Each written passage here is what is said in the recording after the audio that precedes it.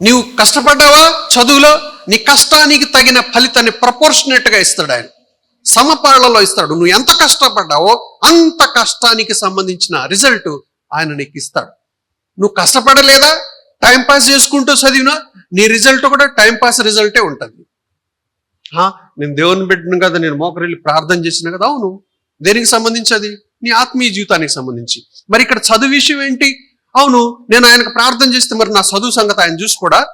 ఎట్లా చెప్పిండు ఆయన చూసుకుంటారని? నువ్వు చదువు మాకు, నువ్వు ప్రార్థన చేసుకో, నీకు కలలో నేను ఎగ్జామ్ పేపర్ మొత్తం దించుతాను అన్నాడా? అలాగ ఒకవేళ ఆయన అని ఉంటే ఆ దేవుడిని మనం అనుమానించాల్సిందే. ఆయన దేవుడా కాదో అనుమానించాల్సిందే. కొంచెం దేవుడు ఎప్పుడు అన్యాయస్తుడు కాదు.